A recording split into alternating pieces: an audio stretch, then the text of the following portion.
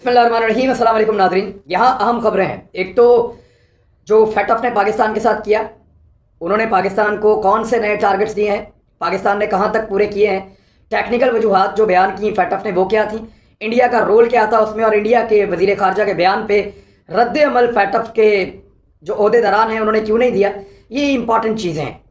FATF کے حوالے سے میں آپ کو کچھ تفصیلات بتاؤں گا، لیکن اس سے پہلے ایک بڑی خبر وہ یہ ہے کہ ترکی نے اسرائیلی ایجنسی موساد کے 15 جاسوس گرفتار کر لیے ہیں۔ یہ اپنے آپ میں ایک بہت بڑا واقعہ ہے کہ کسی ملک کی جانب سے اسرائیلی ایجنسی موساد کے 15 جاسوس گرفتار ہونے کا دعویٰ سامنے آنا چھوٹی بات نہیں ہے۔ یعنی آپ ایک لمحے کے لیے امیجن کریں کہ را کے 15 جاسوس ایک ساتھ پکڑے جائیں، خدا نخواستہ ISI کے 15 لوگ ایک ساتھ پکڑے جائیں، CIA کے 15 لوگ ایک ساتھ پکڑے جائیں۔ اسی طرح موساد دنیا کی ایک بہت بڑی ایجنسی ہے، ان کے 15 لوگوں کا ترکی کی جانب سے پکڑا جانا یہ بہت بڑی خبر ہے۔ روزنامہ ترک اخبار صباح کے مطابق ترکی نے اسرائیلی خفیہ ایجنسی موساد کے 15 مشتبہ جاسوس گرفتار کر لیے ہیں۔ ان مشتبہ جاسوسوں کو 1 ماہ قبل گرفتار کیا گیا تھا، اور یہ خبر اب دی گئی ہے، اور ان پر الزام ہے کہ انہوں نے موساد کو ترک شہریوں اور ملک میں تعلیم حاصل کرنے والے غیر ملکی طلباء کے بارے میں معلومات فراہم کی ہیں۔ اب یہ معلومات جو ہیں بڑی حساس نوعیت کی ہیں، آپ کو آئیڈیا ہو جائے گا کہ اسرائیل کیسے آنے والے وقت کی تیاری کرتے ہیں۔ یعنی یہ دنیا بھر کی ایجنسیز یہ کرتی ہیں۔ ہمیں یہ چیزیں عجیب اس لیے لگتی ہیں کہ پاکستان میں آنے والے وقت کی پلاننگ نہیں کی جا رہی ہوتی۔ شاید کچھ ایجنسیز کر رہی ہوں، شاید کچھ حساس ادارے ایسا کرتے ہوں، لیکن نارملی پاکستان میں ایسی پریکٹس نہیں ہے کہ ہم اگلے 5 سال 10 سال 20 سال کو سوچ کر اس کے مطابق پلاننگ کریں اور پھر چیزوں کو آگے بڑھائیں۔ اب انہوں نے جو کہانی اندر کی وہ یہ ہے کہ ملزمان نے ان طلباء کے بارے میں معلومات فراہم کی تھیں جو ممکنہ طور پر مستقبل میں دفاعی صنعت میں کام کر سکیں گے۔ یعنی جن طلباء نے بڑے ہو کر تعلیم مکمل کرنے کے بعد پروفیشنل لائف میں آ کر انہوں نے دفاعی شعبے میں کام کرنا تھا، ہتھیار بنانے کا کام ہو سکتا ہے، میزائلز کے متعلق کام ہو سکتا ہے، دیگر دفاعی بہت ساری معاملات اور چیزیں ہوتی ہیں اس میں کام ہو سکتا ہے، یا وہ کل کو فوج میں جا سکتے ہیں۔ تو جن طلباء نے کل کو دفاعی معاملات میں جانا تھا ان کی معلومات نکالی اور وہ فراہم کر دی اسرائیل کو۔ یعنی کل کو یہ بندہ کسی بھی عہدے پہ یا کسی بھی جگہ پہ پہنچے گا تو اس کے بارے میں ابتدائی ساری معلومات، اگر یہ انٹیلیجنس میں جاتا ہے، کسی ایجنسی میں کام کرتا ہے، تو اس کے بارے میں پہلے سے اسرائیلی ایجنسی موساد کے پاس پوری معلومات موجود ہوں گی۔ ان مشتبہ افراد کو گرفتار کرنے کا آپریشن ترکی کی نیشنل انٹیلیجنس آرگنائزیشن MIT انہوں نے 1 سال سے جاری ایک انٹیلیجنس آپریشن کے بعد کیا ہے۔ 1 سال تک وہ ان 15 لوگوں کے نیٹ ورک کے اوپر کام کرتے رہے کہ یہ معلومات نکالتے کیوں ہیں، بھیجتے کہاں ہیں، اور کن لوگوں کی معلومات نکالتے ہیں، کس طرح کے طلباء کو ٹارگٹ کرتے ہیں، اور یہ ساری انفارمیشن کس نوعیت کی ہوتی ہے، اور یہ کل کو 10 سال بعد، 20 سال بعد، 15 سال بعد کتنے کام آ سکتی ہے ایک مخالف ملک کی انٹیلیجنس ایجنسی کے۔ یہ بڑا اہم تھا۔ اخبار نے مزید بتایا ہے کہ ان افراد کی تقریباً 1 سال تک تکنیکی اور ہیومن انٹیلیجنس، یعنی ایک تو ٹیکنیکل انٹیلیجنس ہے، دوسری انسانی انٹیلیجنس ہے، یہ دونوں انٹیلیجنس کے طریقوں کے ذریعے نگرانی کی گئی تھی، اور اب یہ بندے گرفتار کر لیے گئے تھے 1 مہینے پہلے۔ اب انکوائری کے بعد ترکی نے باقاعدہ اس کو اناؤنس کر دیا ہے۔ تو خبر کے امپیکٹ کو آپ سمجھیے کہ آنے والے دنوں میں ترکی اور اسرائیل کے درمیان تعلقات کوئی بہت اچھے نہیں رہیں گے، اور ماضی میں بھی کوئی بہت اچھے نہیں تھے۔ اور اس خبر کے بعد اب موساد زیادہ محتاط ہو کر کام کرے گی، کیونکہ موساد کے لوگ اس پورے خطے میں کام کر رہے ہیں، جیسے کہ ISI کے لوگ کام کرتے ہیں، CIA کے لوگ کام کرتے ہیں، را کے لوگ کام کرتے ہیں۔ تو ساری انٹیلیجنس ایجنسیز اور ان کے جاسوس ہر وقت اپنا کام کر رہے ہوتے ہیں۔ یہ دنیا کے اندر ان کی ایک اپنی الگ دنیا ہے، جیسے انڈر ورلڈ ہوتا ہے، ایسے یہ لوگ اپنا کام کر رہے ہوتے ہیں۔ بہرحال کسی ملک کا ایک جاسوس پکڑنا بہت بڑی بات ہوتی ہے۔ ہمارے پاس کلبھوشن یادو ہے، لیکن اگر بہت سارے جاسوس اکٹھے پکڑے جائیں تو یہ تو بہت ہی بڑی بات ہوتی ہے۔ اب آ رہے ہیں فیٹف کی خبر کی جانب۔ بریفنگ جو دی گئی ہے اس میں جو فیٹف کے صدر نے کہا، انہوں نے کہا اس وقت پاکستان کو ایک ساتھ عمل درآمد کے لیے 2 ایکشن پلان دیے گئے ہیں، جن کے ٹوٹل 34 نکات ہیں۔ ڈاکٹر مارکوس نے کہا کہ پاکستان بدستور مانیٹرنگ کے تحت رہے گا۔ ابھی ہم اس کو گرے لسٹ میں رکھیں گے۔ پاکستان کی حکومت نے 34 نکات میں سے 30 پر بڑے پیمانے پر کام کر لیا ہے۔ پاکستان کی جانب سے جون میں منی لانڈرنگ کے خلاف اقدامات کیے گئے ہیں۔ مجموعی طور پر پاکستان نے FATF کے ایکشن پلان سے متعلق بہت اچھی پیش رفت کا مظاہرہ کیا ہے۔ میں نے آپ سے کہا تھا تعریف تو بہت کریں گے، پہلے ہی آپ کو بتایا تھا کہ وہ تعریف کریں گے لیکن گرے لسٹ سے نہیں نکالیں گے، کیونکہ جب آپ بولتے ہیں ایبسلیوٹلی ناٹ، جب آپ کہتے ہیں کہ میں آزادی سے رہنا چاہتا ہوں، جب آپ یہ کہتے ہیں کہ میں آپ کی غلامی نہیں کروں گا، جب آپ یہ کہتے ہیں کہ میں کرائے کی بندوق نہیں ہوں، تو پھر اس کی قیمت آپ کو چکانی پڑتی ہے۔ وہ سب کچھ کہنا تو ہمیں اچھا لگتا ہے، سننا بھی اچھا لگتا ہے، لیکن اس کی قیمت چکانا ہمیں اچھا نہیں لگتا۔ اب ہم تانے دے رہے ہیں، ہمارے ملک کے اندر ہی لوگ ہیں جو تانے دے رہے ہیں حکومت کو یا عمران خان کو کہ اور بولو ایبسلیوٹلی ناٹ۔ جب یہ بولو گے تو ایسا ہوگا۔ دیکھیں دنیا اس وقت دو پولز کے اندر ڈیوائڈ ہے، ایک چائنا کا کیمپ ہے اور ایک امریکہ کا کیمپ ہے۔ اب دونوں کے ساتھ ایک وقت میں تعلقات بنانا آپ کے لیے بہت مشکل ہوتا ہے، خاص طور پہ اس وقت جب آپ ایک اہم جگہ پہ موجود ایک اہم ملک ہوں۔ یعنی پاکستان کا قصور یہ ہے کہ پاکستان ایک ایسی جگہ پہ ہے جہاں چائنا کے لیے بھی پاکستان لائف لائن ہے اور امریکہ کے لیے بھی لائف لائن ہے۔ اب ان دونوں ملکوں کا آپس میں تصادم ہے۔ چائنا کہتا ہے امریکہ کو اڈے نہیں دینے، چائنا کہتا ہے کہ سی پیک کے اندر امریکہ کو مداخلت نہیں کرنے دینی، اس کو اس خطے سے نکالنا ہے۔ امریکہ کہتا ہے نہیں جی ہم نے یہاں پہ رہنا ہے، ہم نے یہاں پہ سرویلنس بھی کرنی ہے، یہاں نگرانی بھی کرنی ہے، یہاں سے ہم نے اپنے آپریشنز بھی کرنے ہیں۔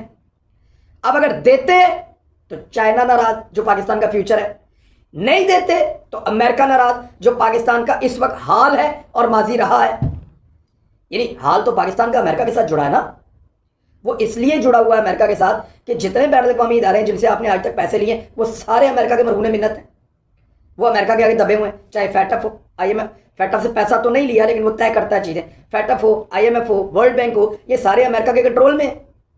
تو جب یہ امریکہ کے کنٹرول میں ہے، ایشین ڈیولپمنٹ بینک ایون، یہ جب سارے امریکہ کے کنٹرول میں ہیں تو پھر پاکستان کا ماضی اور حال اس وقت امریکہ کے ساتھ جڑا ہوا ہے۔ لیکن ان دو چیزوں کو بچانے کے لیے، ماضی کے تعلقات اور موجودہ حالات میں بہتری رکھنے کے لیے آپ امریکہ کی طرف جب جھکاؤ بڑھاتے ہیں تو آپ کا فیوچر داؤ پہ لگ جاتا ہے جو چین کے ساتھ جڑا ہوا ہے۔ آپ کو انتخاب کرنا پڑے گا۔ بہت سارے لوگ اور دوست یہ کہتے ہیں کہ آپ دونوں کے ساتھ متوازن تعلقات چلائیں، اسی کو تو فارن پالیسی کہتے ہیں، لیکن یہاں آپ کو یہ مارجن نہیں مل رہا کیونکہ دونوں آپ سے ڈیمانڈ کر رہے ہیں۔ اگر آپ ایک ارریلیونٹ ملک ہوتے، آپ اگر بنگلہ دیش ہوتے تو آپ دونوں کے ساتھ تعلقات رکھ لیتے، آپ اگر سینٹرل ایشیا کا کوئی ملک ہوتے تو آپ دونوں کے ساتھ تعلقات رکھ لیتے، آپ کا کام چل جاتا۔ آپ اگر انڈیا بھی ہوتے تو آپ دونوں کے ساتھ تعلقات رکھ لیتے، لیکن پاکستان کی اسٹریٹجک لوکیشن ایسی ہے، جغرافیائی اہمیت ایسی ہے کہ آپ کو دونوں کو آپ سے کام پڑا ہوا ہے اور دونوں کا کام الگ الگ نوعیت کا ہے، اس کا کرتے ہیں یہ ناراض، اس کا کرتے ہیں وہ ناراض، تو ہم پھنسے بہت بری جگہ پہ ہوئے ہیں اور استحکام اس سچویشن میں نہیں آ رہا۔ اور امریکہ کی ایک پالیسی ہے گزشتہ 25 سالوں سے، خاص طور پہ جب اس نے افغانستان پہ اٹیک کیا تھا 2001 میں، تو امریکہ کہتا ہے either you are our friend or enemy, کہ یا تو آپ ہمارے دوست ہیں یا آپ ہمارے دشمن ہیں۔ وہ بیچ کا راستہ چھوڑتا ہی نہیں ہے۔ اس نے پاکستان کو یہ نہیں کہا تھا کہ آپ ہمیں حملہ کرنے میں مدد کریں افغانستان میں، اور اگر آپ نہیں کرتے تو کوئی بات نہیں، ہم خود ہی کر لیں گے، نہیں، انہوں نے کہا تھا یا تو ہماری مدد کرو تو یا پھر اثرات کے لیے تیار ہو جاؤ، یا تو تم ہمارے دوست ہو یا ہمارے دشمن ہو۔ اب اس سچویشن میں آپ کیسے اپنے آپ کو اسکیپ کر سکتے ہیں؟ سچویشن بڑی گمبھیر ہے۔ حکومت بار بار امریکہ کو کہہ رہی ہے، ایک ہی طریقہ ہے، دیکھیں یورپی یونین ملکوں کا ایک جتھا ہے 27 ملکوں کا، وہ بیٹھ کے یہ فیصلہ کر رہے ہیں کہ بھئی امریکہ اور چین کے اندر یہ جو ٹسل چل رہی ہے ہم کدھر جائیں۔ امریکہ ایکسپیکٹ کرتا ہے کہ اس کے ساتھ چلیں، چائنا کرتا ہے کہ ہمارے ساتھ چلیں، اور اگر چائنا کے ساتھ چلتے ہیں امریکہ ناراض ہو جاتا ہے کیونکہ امریکہ مارجن ہی نہیں دے رہا۔ ہم کس طریقے سے ان دونوں کے ساتھ تعلقات بنائیں اور کیسے اپنے آپ کو انڈیپینڈنٹ کریں؟ یورپی یونین جیسی طاقتور ایک بہت بڑی ایک لابی کو یہ مصیبت پڑ گئی ہے کہ چائنا اور امریکہ کے بیچ میں توازن کیسے قرار کریں۔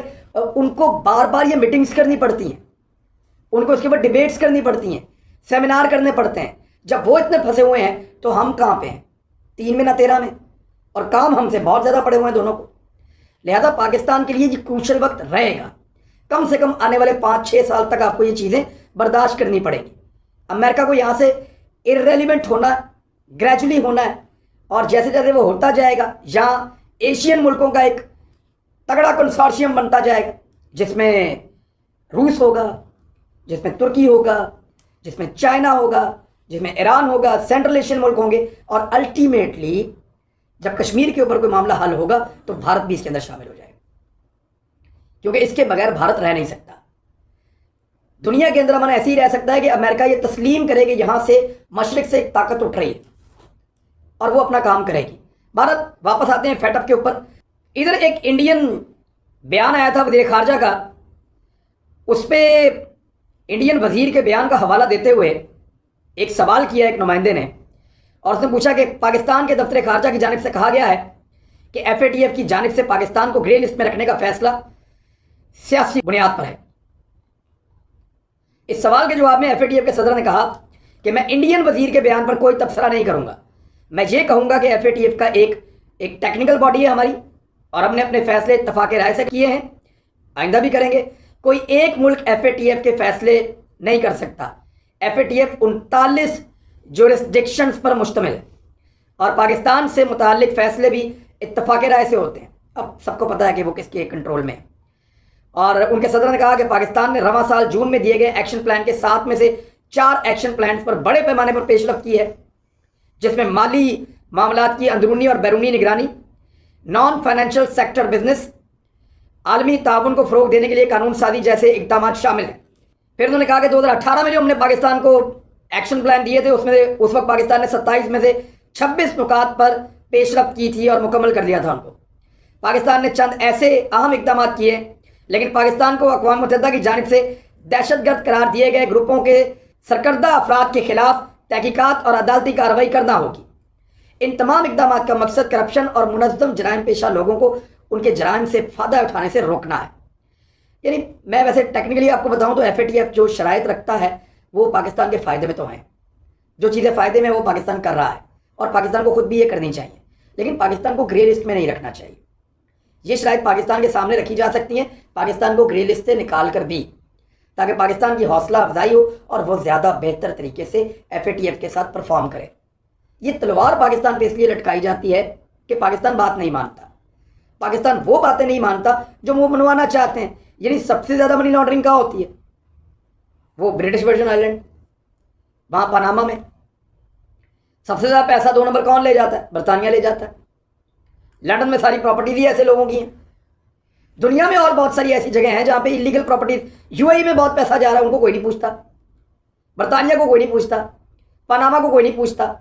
उनको इसलिए नहीं पूछते कि वो मुल्क जो है वो इन्फ्लुएंशियल है, ताकतवर है, और ये 39 मुल्क उनके खिलाफ कुछ कर नहीं सकते, ये नुमाइंदगान। लिहाजा उनको नहीं रखते ग्रे लिस्ट में, लेकिन पाकिस्तान को इसलिए रखते हैं कि हम उनकी हर बात मानते चले जाएं।